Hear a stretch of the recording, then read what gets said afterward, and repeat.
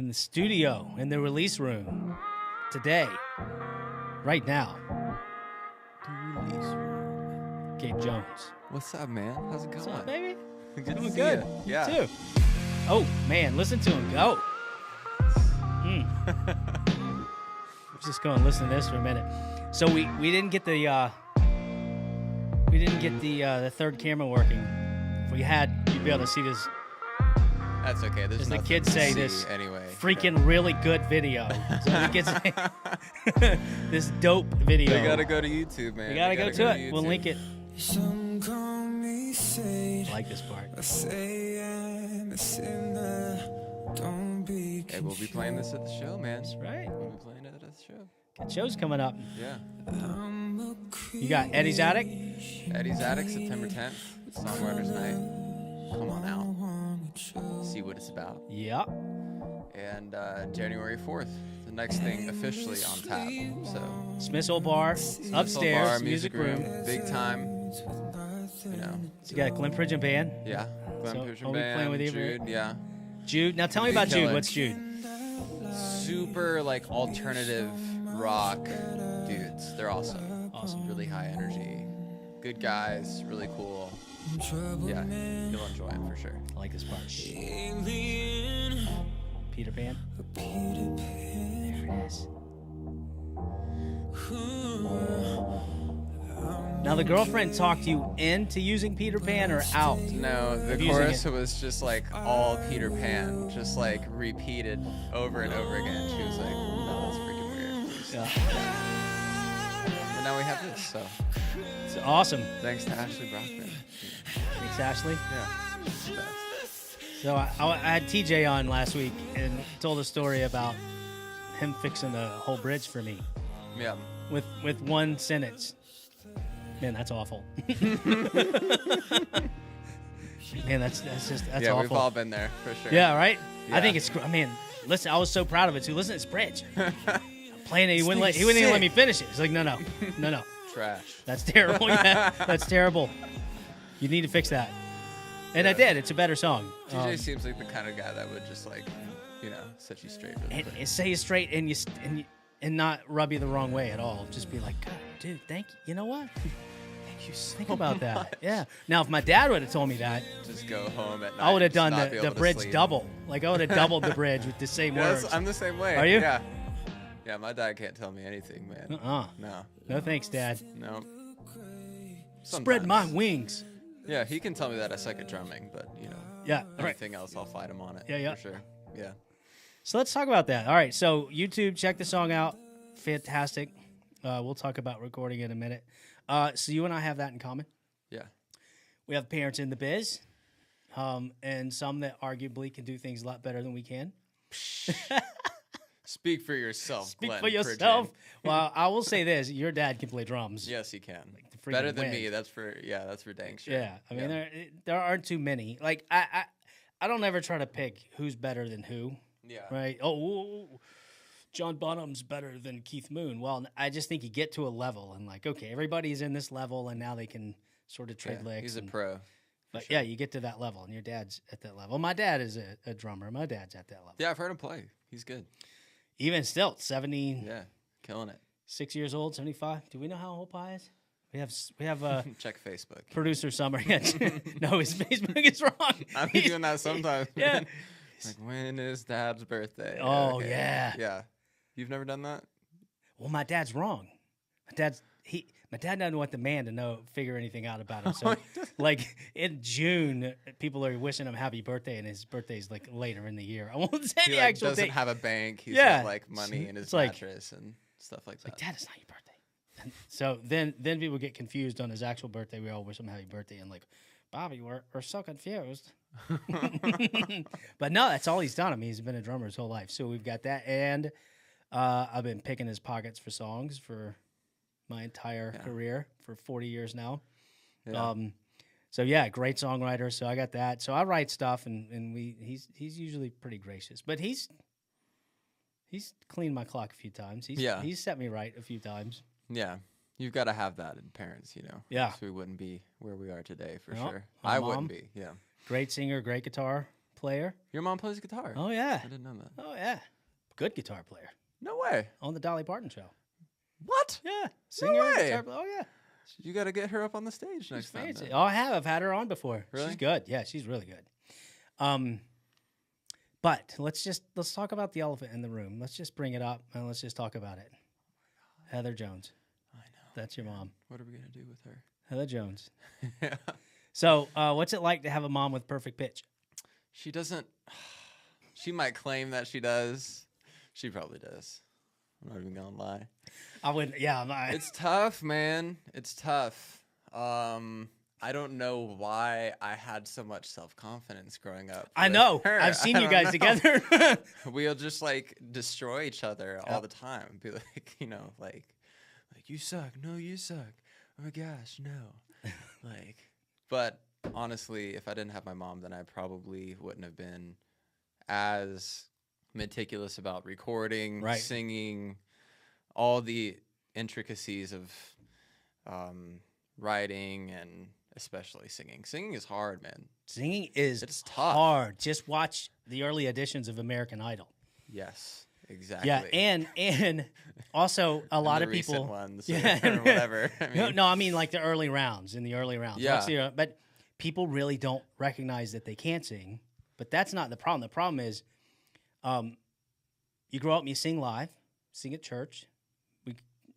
Gabe and I go to the same church, World Harvest Church in Roswell, and you sing at church and you sing around people, and then you go to the studio, and basically you get completely emasculated, demoralized, and because every little thing you do Yep. is recorded, it's so nuanced. it's a completely different way of singing for sure. Oh yeah, Yeah. yeah. You get used to it after a while, though. You gotta After like put the time in. Though. 12, 14 Yeah. years of doing it. You gotta not get discouraged, and you just gotta go say, you know what, this is my love, my passion. I'm gonna keep doing it. Yeah. And then all of a sudden you start getting it, and the Yeah. little nuances and It's fun. inflections. Yeah, it's it is fun. You fun. can sound like a completely different person because there's just so many ways of singing things in the studio that you can't necessarily do live just because you have so many takes and you can, I'm going to try this one breathy. I'm going to try this one belt it out. You can make it sound like whatever you want. Yeah. It's pretty cool. I've Pretty cool. done the sing it really soft, Yeah. and then I listen to it, and I'm like, oh my god, it's got so much more energy Yeah. than when I'm trying to grit it out. Like some tension. Yeah, and you come back and you're Just like, turn oh, up the mic super loud and just, yeah. get the lip smacks Yep. going. Yeah. So your mom. So I went to World Harvest Church. My mom kept after me for a couple months to go to church with her, and I was like, I'm gonna shut you up. That's it. I'll go to your church, and then you don't ask me again. You talk about my mom? No, my mom. Oh, your mom. She's like, I found this great. I'm like, no. Oh, well, finally, I was like, fine, I'll go, just so you'll stop asking me to go. And I went, and I was like, oh my god, I love this church. Yeah. The music was fantastic. Your mom was singing. Your dad was playing drums. It was like, oh, Yeah. it was awesome. So I loved it. But 2 weeks later, I was running sound. That's how they do you over That's how there. you do over there. Yeah. 2 weeks later, I'm running sound. I might be the worst temperamented sound man ever. It's like I'm good in this there's studio. legends of Yeah, there's like of you in the sound booth. yeah. Yeah. Well, it's just don't poke me. Don't poke me. Leave me alone. I know what Stop I'm poking doing. me. No, it's your back is exposed. You're into it, and then someone's poking you.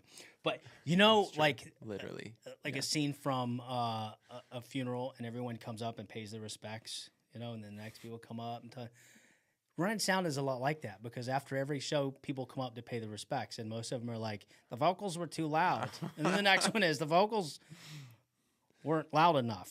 Yeah, and then like the next everybody one, went to Full Sail or something I like couldn't that. hear the background vocals, and then the next person will be like, it was all background. We couldn't hear the lead. And all these people are like 95. Yeah, years they're all old. they all have their own opinion, and you get jaded. You get after a while, Yeah, it's like tell don't me talk to about me. it. Tell me But about your it. mom.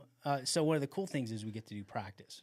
Sound guys, you can do practice, run sound for practice, and your mom is like, poor Eduardo.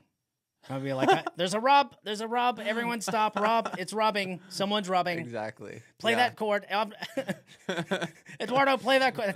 That's it. Was that a minor 19.6, 16? 1986 No, chord. it's not. Play that. Yeah, there it is. Okay, everyone play together. See? No rub.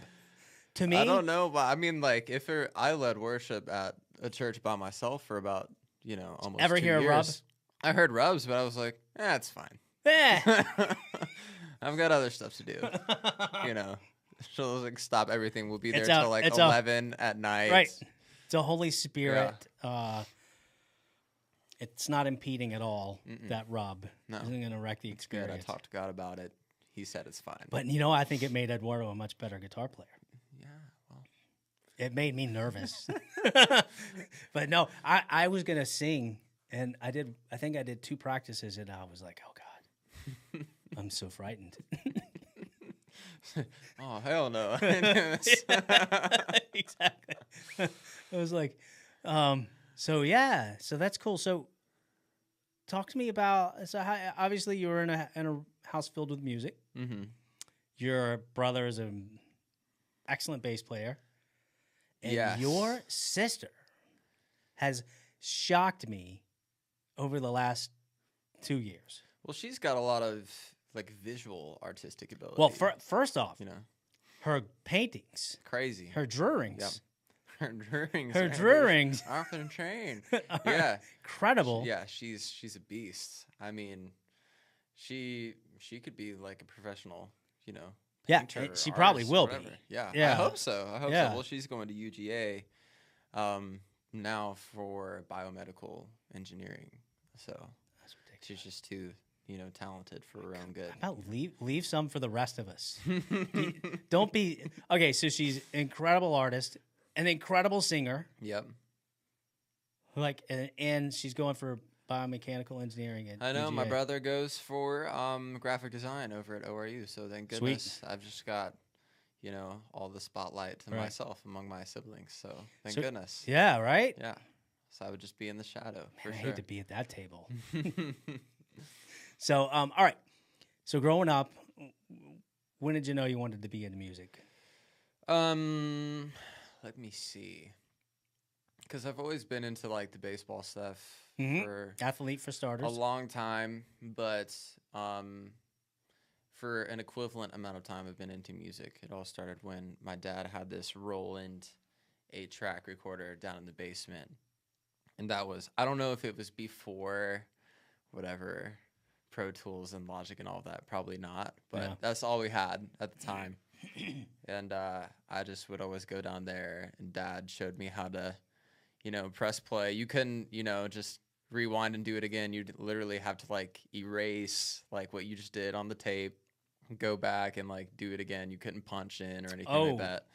So that's the way back there. Yeah, super way back. So I was just making like the worst songs ever written on this 8-track recorder, but it didn't matter because I thought that it was just incredible. Yeah.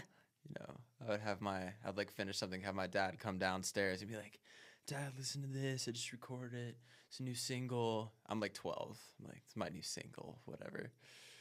And having him like come down there and listen to it, like, you have to listen to it with headphones on, because for some reason I thought that sounded better, because it was like louder, so you couldn't hear all the mistakes. So yeah, ever since 12 years old, man, I've been writing, and just kind of plugging along, learning how to write.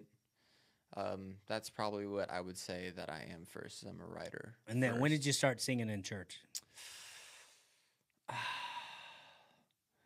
Probably about that time as well. I probably didn't get really into it till I was about 14. Is when I started singing in church, which is where it seems like everybody starts in church nowadays. Start singing? Yeah. Anybody from, Beyonce down to any local artist down in Atlanta or any other city. So it's a great platform for people to get experience and be in front of people and, learn. So let me tell you my experience all right, singing in church. Right. So I started the opposite. I sang everywhere but church all my life. And then in my mid-40s, I started doing praise and worship at church. And I have never, it is the most nerve-wracking thing I have ever done in my life. Oh, really? Because first off, like I do mostly originals, I can forget a lyric and just plug something in. Now, you do that at praise and worship, and you could actually physically injure someone by getting a word wrong because they're singing like Yeah, they and know. it sucks because you get the words like up there. Yeah, the words are up. Yeah. But they know every word. They know every inflection. They know exactly how it's supposed to be sung. Yep. Now, you got to do that. You got to get the deacons up. You got to tell them. Sometimes you got to tell them the next word. You got to move the band around. Yeah, you got to sing the next word. You got to make sure you're directing the what do you call them? The people that put the words up. The fonters. The fonters. You got to make sure the fonters know where you're going. You know, it is so involved. Mm-hmm. And then I was doing it at Celebrate Recovery for 20 people. And that's a lot different than a big church because they're right up on you. And, you know, they'll just look at you. They'll just be like, mm-mm. Well, that's not it. You're getting the blue chip today. That's a blue chip. Crap. Tempo's wrong. Everything was wrong. So yeah, but it's a great training because I mean, you're the connection with an audience. Like anywhere you go, you got to have that connection. And in a club, you're battling against conversation. You're battling against drink orders and food orders. Mm-hmm. It's a battle to get them and pull them in and get them to pay attention. At church, it's a battle to get them to not notice you as much, right? Yeah. And to get lost in music. Theory, Because in theory, because they're all watching you. Now, running sound at church is a different. See, like I've run sound in clubs, and if someone raises their hand, you know they need something. Yeah. So first time running sound at church, everybody's raising their hand. I'm like, you? Yes. No, you? You? No. Okay, so nobody needs anything. Everyone's raising their hand up. The two hands. Usually the two hands means it's big. Like, holy crap. Yeah, like, they I can't need it. Hear anything. Yeah, and it wasn't. So it took me a little while to figure that one out. There's a lot. It's a lot. How long? It shouldn't have taken too long. I'm sure. I don't know, a couple years. No, it was a couple of. Yeah, no, it was a couple. It's like, okay, no, they're good. They're good. Yeah, so that is now what you also do. So we're Harvest Church. Our church is a big mission church. Yeah, there's a lot of mission trips. You've done. You're on a drum team there. Yeah, my dad actually started.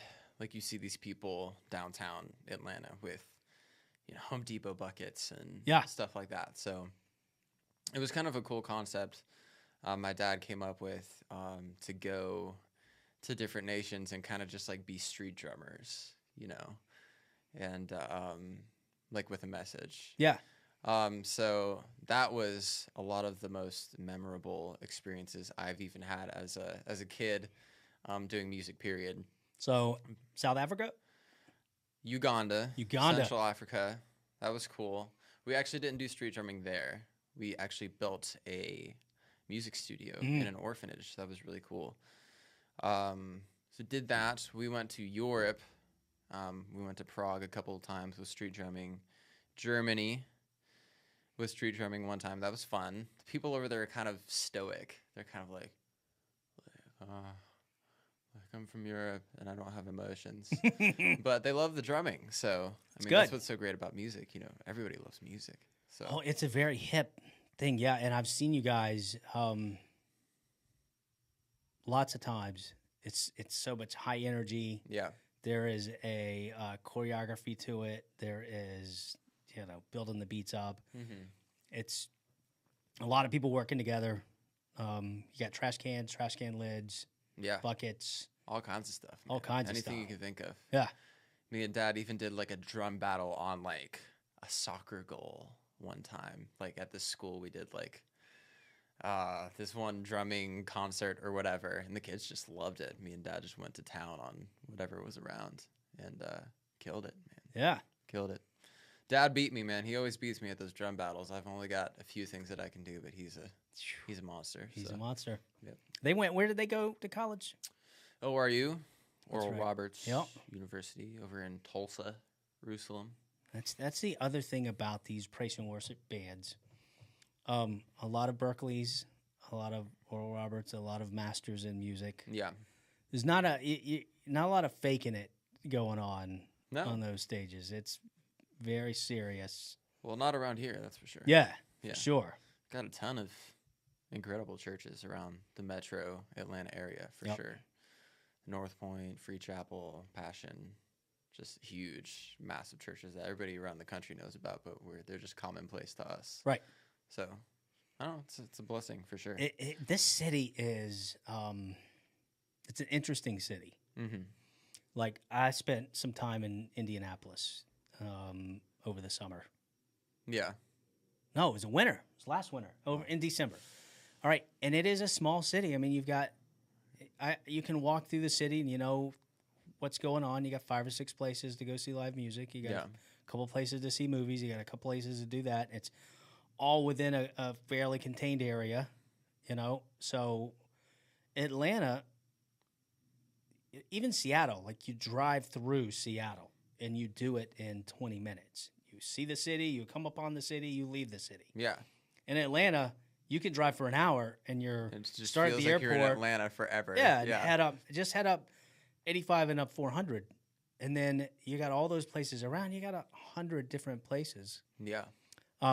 So you hear a lot of people say, talk about the town of Atlanta, and they don't realize how much is here because they don't see it as much because it's happening in a different area than them, 20 miles away. So yeah, you don't see as much as you think as what really exists out there. One time we were doing I was working with the Grammys and we were counting up the Grammys, and Atlanta always has the most nominations of any other city in any other area. It's crazy how many nominations come out of this city. Yeah. I mean, even a lot of this stuff is underground as well, because even when I'm trying to book shows or whatever, I need to contact other artists, and just doing my research, there's so many incredible people that I didn't even know existed, you know, that are just, you know, multi-talented, great writers, have their own production team and all these resources that you don't even know about, just because there's just so many people in the city that are just killing it. Even I went with Corporate Band up to Nashville on Saturday, and usually going, like, when I was younger, going to Nashville was pretty intimidating, just because you hear so many things. Even a lot of the older crowd that talk to, you know, me and give me advice, you know, in this business, everybody tries to give you advice. So you got to move to Nashville if you're going to take this seriously. You know, that's where everybody goes. I'm like, man, Atlanta is where it's at. Yeah. Honestly, because we went up to Nashville, all Atlanta musicians, and just killed it. Like, we've never seen a band as good as you guys. Like, you guys are incredible. These are Nashville people. They think we're from Nashville. I'm like, nah, man, we're from 4 hours south of y'all. We're from Atlanta, you know. Like, I think our city is where I think it's the hot spot of American music right now. Honestly, that's my opinion. Yeah, no, I agree with you. Yeah. I agree with you. You know, it's funny. You're talking about hip-hop artists or rappers or and they sell this party atmosphere. You know, the music tells a story, but behind the scenes, it's not that story at all. Behind the scenes, it's very serious. There's a what is it? Vision Studio. It's Vision Studio. Years ago, I used to have a space there, and when I was managing bands and had a bunch of bands there, and the rappers and the hip hop artists and the beat makers, they're there early.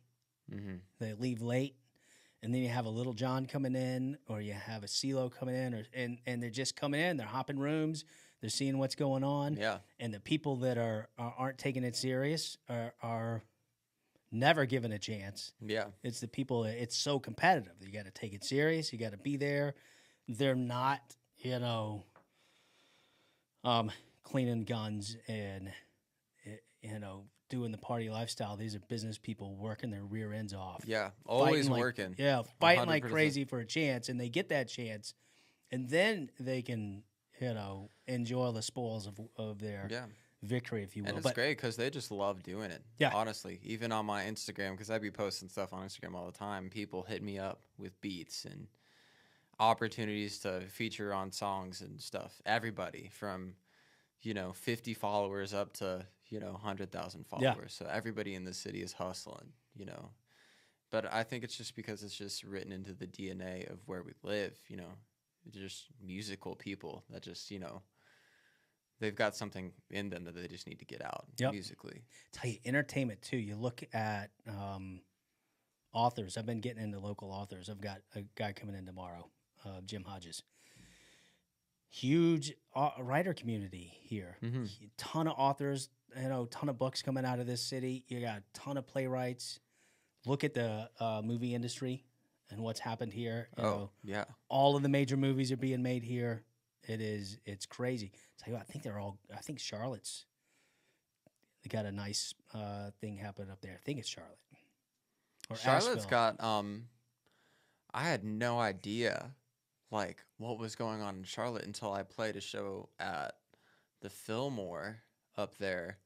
But they have this whole thing called the Music Factory, I believe is what it's called. Yeah. It's just like studios and just, I don't really know what it is, but I drove past it and I was like, wow, it's like a whole huge, almost like a suburb or like city devoted to like creating music, and I think that's just off the chain. Yeah. It's dope. That is cool. Yeah. So this city is so much happening here, but again, it's so big and it's so spread out. Yeah. You got to hustle.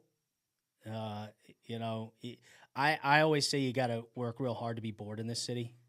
Yeah. Because for just real. get in the paper and look for what to do, and you got plays, you've got all the way from the opera down to hip hop shows down to like Dad's Garage. You ever been to Dad's Garage? I've heard of it. Incredible. All local, all incredible. There's music, there's plays, there's improv, there's comedians, there's plays. Yeah. It's like you go there and you see a ton of musicians. My buddy Eric Frampton used to do all the improv shows there and do a lot of the music there. But it's great city. So cool. So you got 2 songs that you released this year, right? Who'd you work with on those? Those were completely produced, written, and everything by myself. And I had some help from my friend guitar player Andrew Barlow on Tennessee Moon, and someone else. Tennessee Moon. Oh yeah, my girlfriend. Yeah, Ashley Brockman. Shout out, she's beautiful. Gotta give her give that girl a shout out. Yeah, she's amazing. Tell me a little about her. She serves as the inspiration for that song for sure. So we've been dating it's going to be 2 years. October 15th, we met at a gig in Chattanooga, Tennessee, at the zoo. Actually, the old zoo gig. Yeah, the old zoo up. gig. Yeah, we've all done it. We've all been there. Yeah. So I was just there. We were doing like a benefit for the zoo. It was actually pretty cool. And she was just there dancing, at the party. And I was like, man, I have to talk to this chick. Like, she's super banging. And after the show, we kind of had this like thing going on, like during the show, like eye contact. Mm-hmm. I was like, yeah, like we were talking after the show. Like, I have never experienced that. I've heard a lot about it. Yeah. No. Good stuff. But we talked. She came up to the stage after the show. We were breaking down the rig and everything like that. And I tried to get her number in a super sly way, and she like didn't hear me.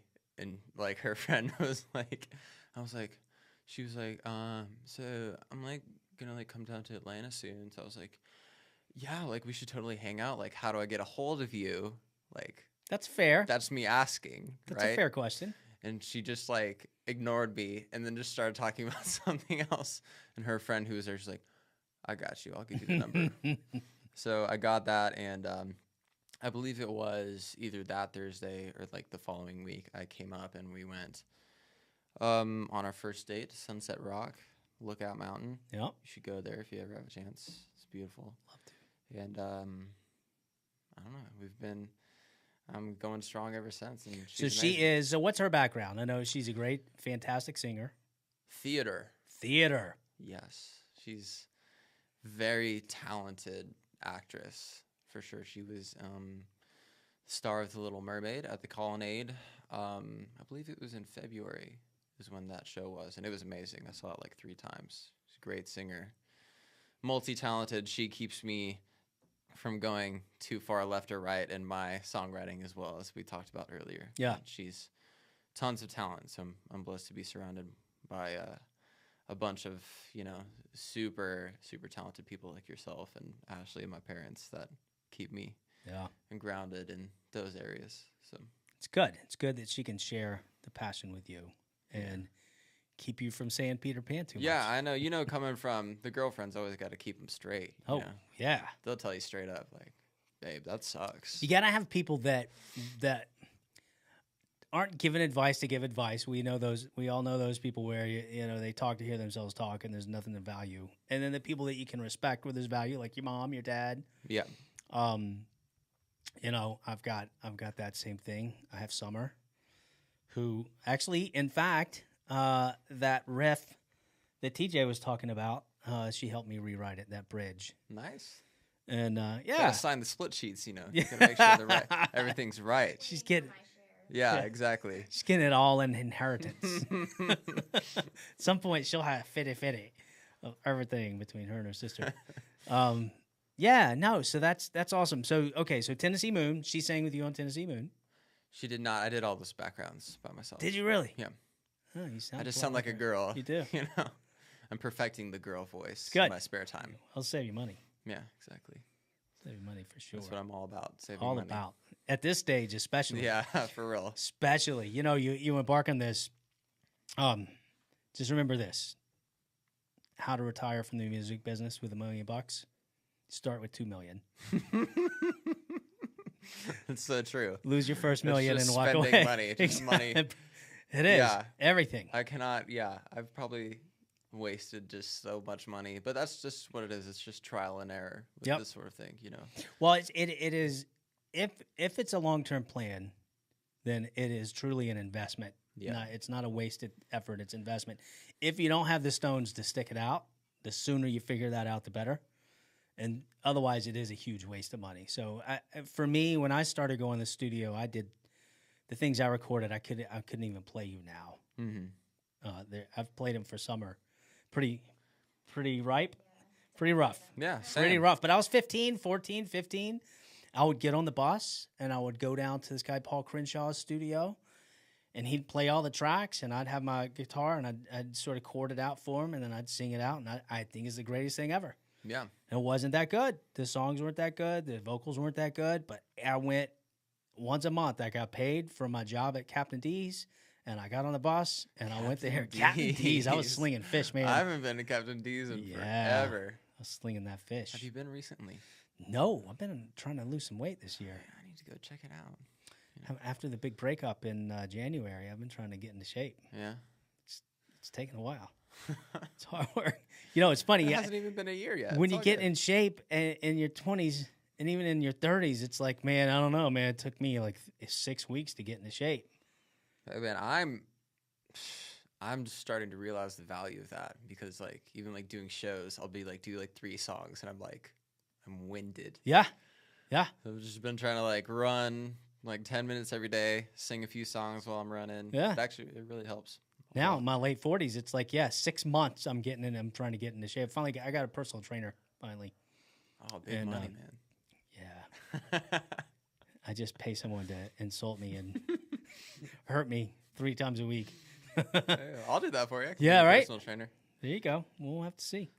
So you gotta kind of know what the end goal is, and then just stay at it year after year after year, and you get better. Now, and I've heard you since 15? I think we met. You were 15, 16, 15? I think so. Yeah. Showing you all those horrible. No, but still, they were still pretty good. Listen, good? Okay. the song you wrote for Sweet. What was that song you wrote? It was the last one, Last Drummer Boy. You had a big song in that. Looking for the King. No, that was. Yeah. I'm Not There song. Amazing. Yeah, that song is ready. Yeah. I mean, that's a ready-made. That's a ready everybody song. has that song that they kind of like in your songwriting life that you break through with, I suppose. And I had, that might not have been mine, but is certainly a landmark and kind of how good I could write songs. Well, I think that's the song where everybody that has watched you do this and watched you start and really trying to figure out how to use the gear and trying to, you know, what I like is you get people that spend all day on YouTube trying to learn how to use Pro Tools. Yeah. And then you get people that spend all day using Pro Tools, writing music, trying to learn how to use it, you know, and it's not an academic thing. It's a passion and plow through it. Yeah. Always making music. Learn how to Pro Tools, making music. But we all watched you do that, and then when that song came out, you recorded it. It was done for the play. It was like, oh, he can do this. Yeah. Like he can do this. He's now on that level where it's like he's got the chance. Yeah. I mean, I feel like I can write with anyone. Like that's one of those things that I'm super confident. So how do you write? What's your process? I write a lot in the box. Recently, I've gotten to the point where I can write outside the box. The box is in Logic or whatever, with samples and software instruments and stuff like that. But recently, I've gotten good enough at producing that I can write something on a guitar and just actually go in and recreate it in Logic. I swear by Logic. So do you come up with hook first, or are you looking for chord progressions that work and then fit hooks on top of that? Chord progressions. That's usually easy though, because I mean, I'm a huge believer in pop, like kind of being like the moderate candidate for Congress or president or whatever. You know, it's like what everybody likes, but there's like, you can do like blues pop, you can do funk pop, R&B pop, you know, it just kind of like brings everything to the middle. So I like kind of like those pop chords, but just with like a little outside flavor in them. So I find I try to write more complicated songs, and a new song hits, and I'm like, oh God, I got to learn that. And it's 3 chords and a minor and a, change it up on a bridge, super easy to play. I'm like, man, I'm spending all this time beating myself up because I don't have enough chords. Yeah. It's not complicated enough. So what I do now is I write my simple stuff, and then I, as my dad calls it, I give it the Greg Lee treatment, and I just let him complicate it up a bit for me. Yeah. And smart it up a little bit. But yeah, it's underneath it all, it's the same. You know, people don't care. If they cared, the Math Rockers would be the most popular music going. You know, can you pull a feeling out of somebody? Whatever means necessary, a beat, a groove, a simple chord change, whatever pulls that feeling out that you're going for. Yeah. Just throw as many hooks in there as you can. That's my goal. Like, because there's so many things that can be a hook. It can be a musical hook, like a guitar line that just repeats itself the whole song, and then you couple that with the hook, which is the chorus, and then I think the verse can be a hook as well. Just like completely memorable, I can't get this out of my head melodies is what I strive to do with every single song that I write, because anything else is just for me. A bell hit can be a hook on a cymbal. Yeah. You know, it comes around and that brain says, oh, here comes the bell hit. Boom, that's a hook. Some of the most talented writers that I've met, because I've done that thing that you were talking about before, room hopping with producers and writers and all that kind of thing. And some of the most talented, amazing songwriters that I've ever met have no musical ability at all. Like, do not sing, do not play anything. They just sit in a room and they come up with just like the dopest melodies like ever. And I'm sitting here trying to like, you know, come up with something complicated and like that musicians can appreciate, but that's not really who we're catering to. And honestly, I've come to appreciate the simplicity of just good writing. And that's what I enjoy writing and listening to, honestly. I mean, I was just listening to the new Eminem album.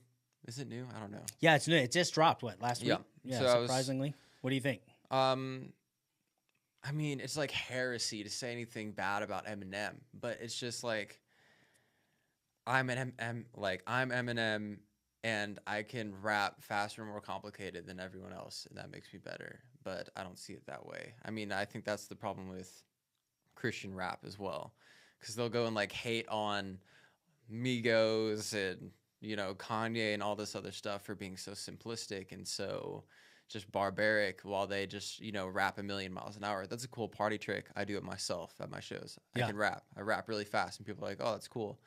But in terms of like, that's not what I want to listen to. I want to be able to be a part of the song with the artist. You know what I'm saying? So, if you can make millions of dollars saying the phrase "poopity scoop," scoopity poopity scoop. What is it? What is it? I think he said poopity scoop. Poopity scoop. As you see him at his concert, Kanye comes out. No. And he just hits it. Poopity scoop. And the whole place goes crazy. It's like, look, it doesn't, whatever it connects, it connects. We listened to it and we laughed. Sommer and I listened to it and we laughed. And we couldn't stop playing it. Yeah. We couldn't stop playing it over and over and listen to the whole record. Yeah, I agree with you. I haven't yet to see anyone with a playlist that says my complicated chord progression playlist. Yeah. It's not. It's moods. That's not a playlist on Spotify. Right. It's not. Right. It's not. I have a mood. I'm sentimental today. Here are the songs that fit that. I think it's possible to like satisfy your musical cravings and write a good song at the same time. Because if you listen to some of these huge hit records, there's so many intricacies to the production and background vocals and stuff like that. But the melody remains catchy and relatable to anyone who listens to it. And I think that's just as hard to do as, exhibiting your, proficiency in whatever instrument you're playing, self-control, And you can do that as long as doing that, you're not sacrificing the melody to do that. Yeah. It's when you can get it. Like Shannon Bigelli is a guy I've played with since high school. And I've always called it in the mode. Whatever he does, whether it's flashy or it's not flashy, it's in the mode of the song and it always adds to it, never takes away. Whether it's a big riff or whether it's a chord progression or how he plays something different, it never, ever takes away from the song. And I've played with a lot of, like I pull in a lot of different musicians on my shows. And the ones that play with me one time are the ones that don't do that immediately lose the melody when they start playing. For me, it's all about the melody. Yeah. So, yeah, that's good.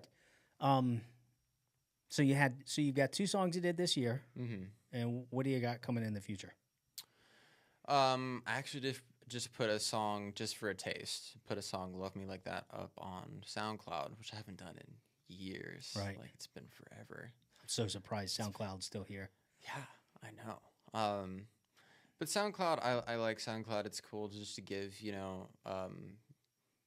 amateurs just a platform to just be heard. It's super easy to use. Anyone can get on there. It's free, Right. So I appreciate them for that. If it wasn't for them, I probably, I don't know if I would, be here today, just because it was just it's so cool to see people enjoying and listening to and reacting to your music. So we've got 6 songs that we're going to be working on in the winter. I'll keep them a secret. You haven't heard them before, even at shows. Oh, good. So that's really exciting. I'm so excited to get in the studio and, get out of the basement, so to speak, because that's where I've recorded everything, in basements and closets, and which is cool. I love writing by myself. That is fun. I still believe in that. I think like when you have 12 people in a room try to write one cohesive song, that literally makes no sense to me. But everybody's different. So my songwriting, it's a slow, deliberate process. I've always written by myself. Yeah. And then if I need help with lyrics or I need a little bridge work, I can always go to somewhere else and get that done. Greg Lee and I wrote, like the song I played earlier, that's where Greg and I are working on. We wrote that together. Yeah. Here With You is what it's called. And it's one of the first times I've ever sat in a room with someone and started banging chords out and been like, because I have no confidence musically that I can play guitar with someone like a Steve Cunningham or a Greg Lee or somebody and have it make sense, right?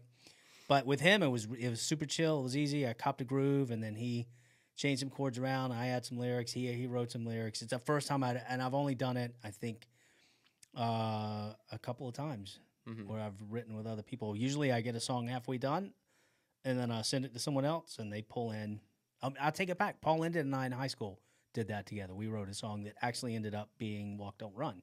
Yeah. We did that It's a together. good song. I love that song. Yeah, thank you. Mhm.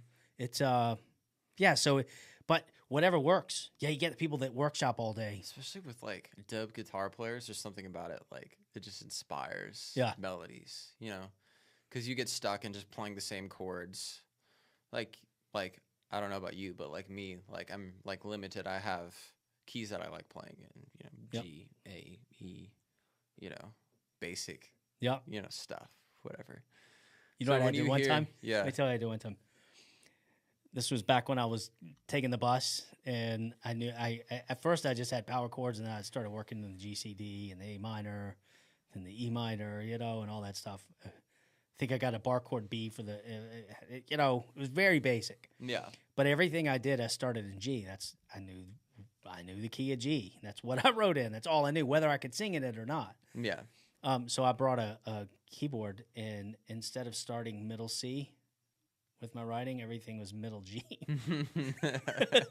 So the guy, he looked at the keyboard and he goes, "That's the first time I've ever seen someone go full middle G." I was like, I don't know, man. I don't know. Yeah. Just me. I know G. I play in G. Yeah, man. If you get around the Steves and the Andrews and the Justins and the, you know, amazing people around the city that could just play the heck out of their instrument. It's just like, for people like us, it's just so inspirational. So we just feed off each other. And I think we need that, because when you're I just hate it when you're in a room, especially in Atlanta. This is the way it is. They have a bunch of writers or whoever in a room, and they play a beat, and then everyone's just trying to get something in, you know, just to impress the most important person in the room, or just to get on the song or whatever. And I think it just makes for a lot of like incohesive songs to me, you know? Yeah. Because everybody's thinking something different. Oh, wouldn't this be dope? Okay, we'll use this here. And then we'll use your idea next to his idea. And then, you know, we've got 12 different personalities to the song. And I just, you know, I'd rather just get in a room and be like, I want people to feel what I'm feeling in this song. And I want it to be personal. And I want it to be emotional. Yeah. And I think that's what makes the best songs to me, man. And I don't think I'll ever stray away from that method. So keep the options open, but what works for you works for you. Hey man. I've got folks I want to write with. Greg I've always wanted to write with Greg, so I've crossed that off my bucket list. John Hopkins, Zach Brown Band, and shoot, why am I forgetting his name? He played drums on my record. Oh crap! Scott Jones. Scott Meter. I need to get Scott. No, Mike. Dang it! You're not gonna know. Mike Lindell. I'll figure it out. But those, so those are on my bucket list of people to write with, or people for me to kick some ideas around with, and you know, have them add to it. But yeah, so I'm trying to branch out. That's my goal lately, has been to sort of branch out and push it out. Because you're right, I get in the rut. But you know what? I get in a rut, and then I hear songs I like I said earlier, on the radio, and they're in that rut. Like, it's the same progressions that I'm trying to get away from. Yeah. That they're kicking a song out, and I'm like, oh, man, sometimes you just got to listen to something crazy, man. Yeah. Yeah. What's crazy? I listened to, like, some Alabama Shakes yesterday. Ooh. That's good. I hadn't heard them since, like, the Grammys, like, 10 years ago or whenever that was. Let's see. My branch out lately has been a French band called Zeta Swoon. Oh, my gosh. And I actually found them back in the news group days, where I'd go just download. That's a dope name. Like 300 megs of songs from. I would just grab them. Yeah. Whoever, and I'd listen to what I liked. And I would tell you about stealing music. I have bought more records from stealing music, from downloading music, just getting them in groups. And if I like it, I gotta have the record, and I go down buy the record. Yeah. I bought all of. Got Ben Folds. I found Ben Folds that way. And I went to the store and bought every record that he has. It's been to a ton of shows. It's just less and less possible nowadays. I used to go to CD Warehouse and just pick out Yeah. CDs. Yeah, you can't do it. Yeah, they're just closing. Now you got to go to the record store. Yeah. I mean, are you into vinyl? See, I got into vinyl. It's all the And rage nowadays, though. It is. Vinyl stores everywhere. But I had to go, and I'll every now and then I'll just grab. I'll tell the record store guy, tell me, just pick one out for me. Yeah. You know, I don't want it. I want to not know who it is. Like, Yeah. find me a nugget. And I've gotten a few things, but you know what he brought me last time I went? Zit a Swoon. The French people. Yeah. So I got this record. I've never heard of the record. I'm like, oh my God. So I ended up going to Amazon after that and getting What kind of everything music else. is it? It is like I have to play it for you. I can't even Describe it. like a Tom Waits. You know Tom Waits? No. He's crazy. Tom Waits is out there. That's another one. You go listen to a little Tom Waits. Yeah. Tom Waits will change your brain though. Your DNA will change with Tom Waits. Educate me sometime. Yeah. Yeah. Sure. Yeah, I'll do that. We'll have to pass. We'll pass some around. Sure. All right. So Christian music. You come out of the Christian music. You know, that's your background. And gosh, about 15 years ago, I was in Pensacola, and the Coliseum was sold out, and nobody knew who the guy was. It was Toby Mac. Oh my gosh! Nobody had any idea. They're like, this thing is sold out. Who is this Toby Mac? Who is Toby Mac? Who is Toby Mac? And Verizon sold out, and gosh. It was a big Christian music, Yeah. 3-bander, and all my friends are like, who are these people? It's like, dude, they're selling out everywhere they go. They don't even need to advertise really because they're sold out. Like, they advertise on the Christian music stations, and there's enough people to fill those stadiums up. And you're starting to see a lot. You're starting to see Christian music now. Not only is the quality of the music better, you have a lot more genres than what just gets pigeonholed into what you hear on the radio, right? Yeah, they're getting there sure. They're getting there for sure, and the talent has always been there. They're top of the line musicians always. But then you got your crossover, and are you hitting that where you're? Because when you're in your live shows, you blend both, which I really like a lot. Yeah, I would say I wouldn't even label myself as a crossover. I just want to make real music about my personal experiences, which include my belief in God and things like that. But I think and maybe you can relate to me, maybe you can't, but growing up in church and the struggles that presents, the doubts, the scars of growing up in church. I don't want to just talk about that everything is peachy and everything is okay, because I feel like a lot of people, you say that you're a Christian artist and people immediately categorize you as one thing. You know, people shut you off. You're like, oh, you're this. You're less than. You have terrible music, and I'm never going to listen to you. But I mean, that's not why I want to get away from that label. It's just I want to be honest. I don't want to sit here and pretend like I'm some amazing person who's done everything right his whole life. Right. Because I haven't. Nobody has, no matter what, because we all sit in church and we want people to think that we're holy and that we are perfect and that we strive to be, right. Christian and Jesus-y all the time. But dude, I've screwed up a lot, and I want people to know that it's okay, you know, that it's about the struggle. It's about the journey to getting to where that you want to go, that we're all working on ourselves. It's not just this big fake facade, because I feel like even with Christian rap, Christian pop music, they're still in that box. They're still going after specific secular artists, saying that they're trash, that their music is subpar, and we're so much better because we can rap faster and we, can play guitar and all this stuff better. But at the same time, like, no one wants to hear that, man. Like, we want to know that, like, we're part of what you're doing, not that we should be, beholding to you because you're so much holier than us. Right. I just want to make relatable music, man. And I mean, you've been to my shows. I do say some stuff about, my belief in God and how much he's done for me and what he means to me, because that's important to me. But I think above all, the message is we all screw up.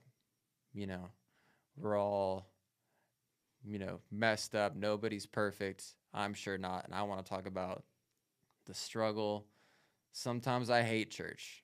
Sometimes it makes me furious. And sometimes it makes me not want to be a Christian and makes me doubt everything that I believe in. But I want people to know that they're not the only ones going through that, Yeah.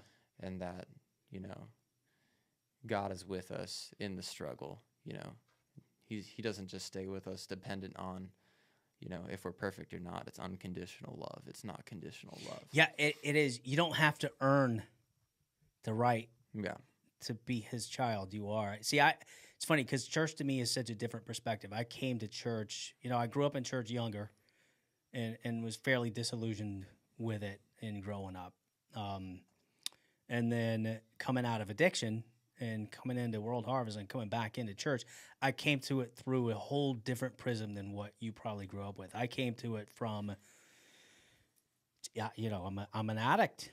Yeah. I'm certainly not perfect. And coming in to celebrate recovery and attacking it that way and realizing God met me where I was, and I was far less than perfect. I was on the whole other end of that and pulled me into being the man that I wanted to be. Now,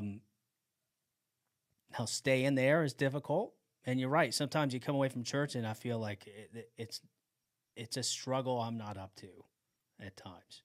But I think everybody has it. Like you just said, everybody has it. So, and to be fair, when you hear pastor talk, and most pastors talk, when they talk about those moments, look, you're not perfect.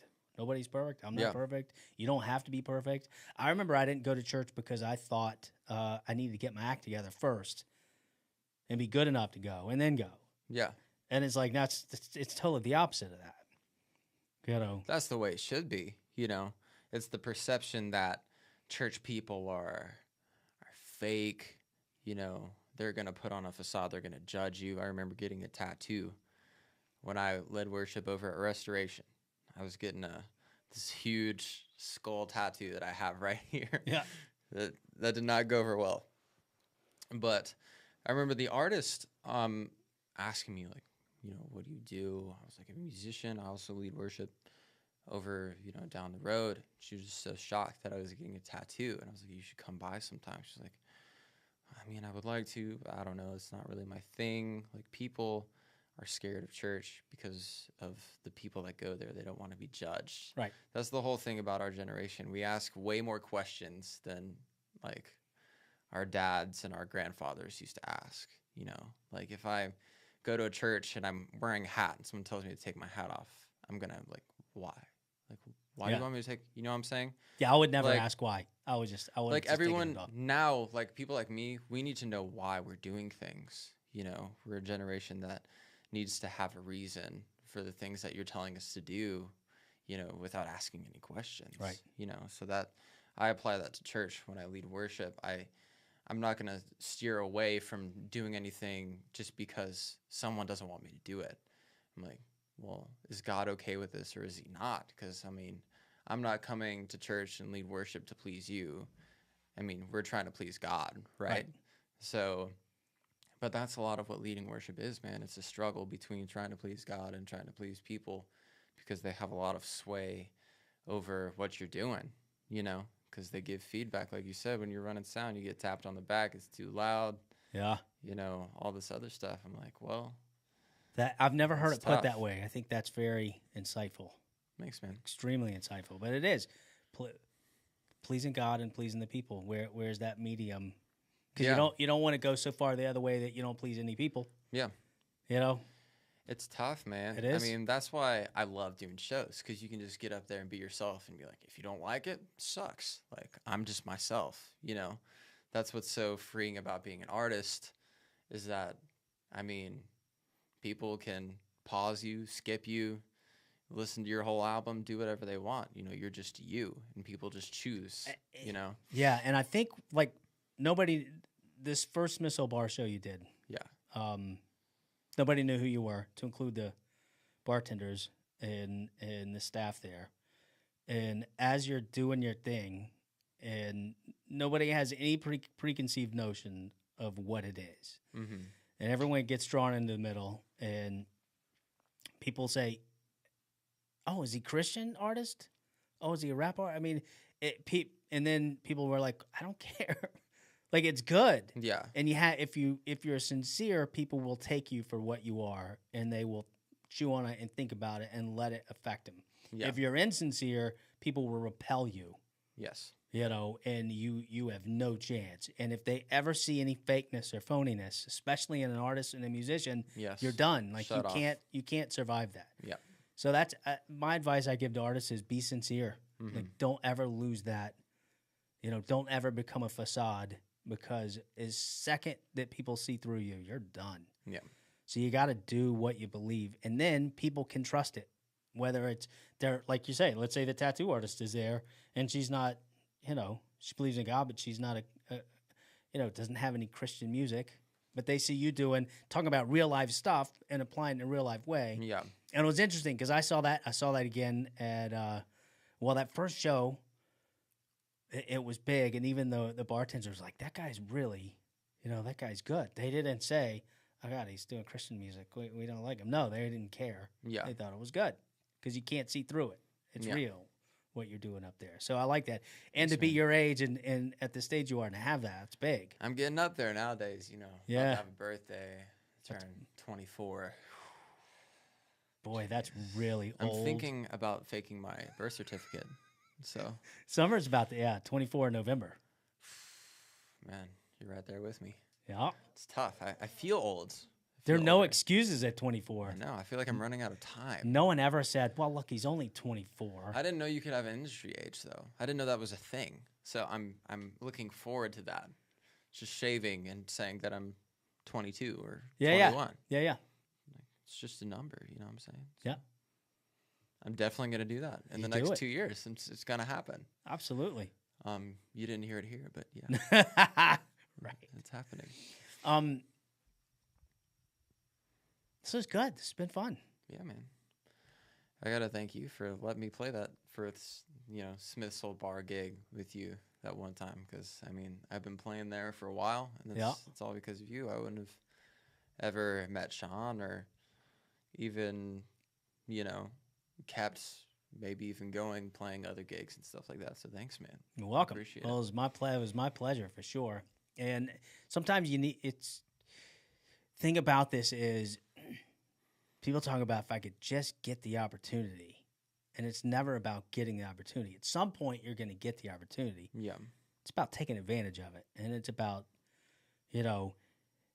getting the maximum amount of potential out of that opportunity. Mm-hmm. And every time I go see you play, that's what's happening, and it's better and it's better.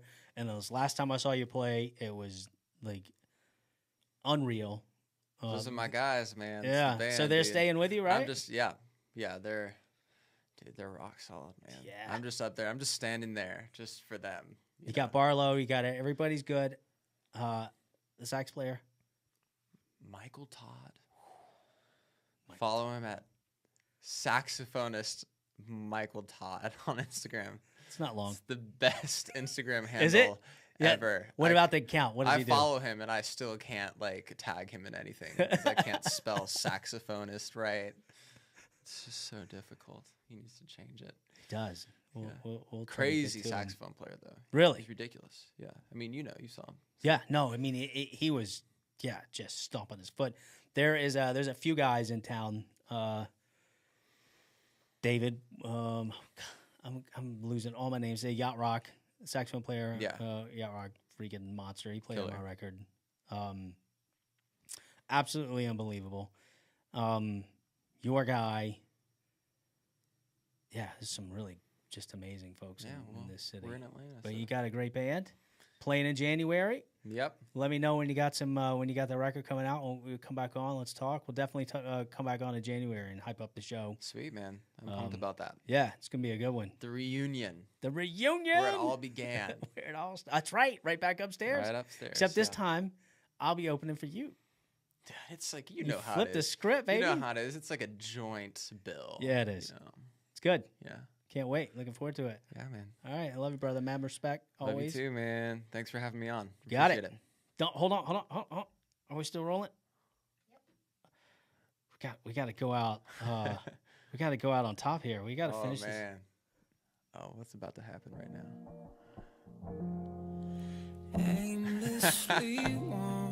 Huh? Do you like the song? You like the song, don't you? It's good. I didn't play it more than 10 times last night. I did. I kept it on loop. Wouldn't I be was- my first choice, but it's cool. Dude, I'm loving it. All right, check it out. Gabe Jones. What's your Instagram account? Follow me at Gabe Jones Music on Instagram. Appreciate you guys. All the updates, show dates, videos, everything that you need is on there. Thanks, y'all. Boom. What about your Facebook page? Facebook page, there's a link on the Instagram page, so just go Done. there first. Go to Instagram, branch out, Done. spider out. Yeah, All right, that's baby. my main platform. So. Out.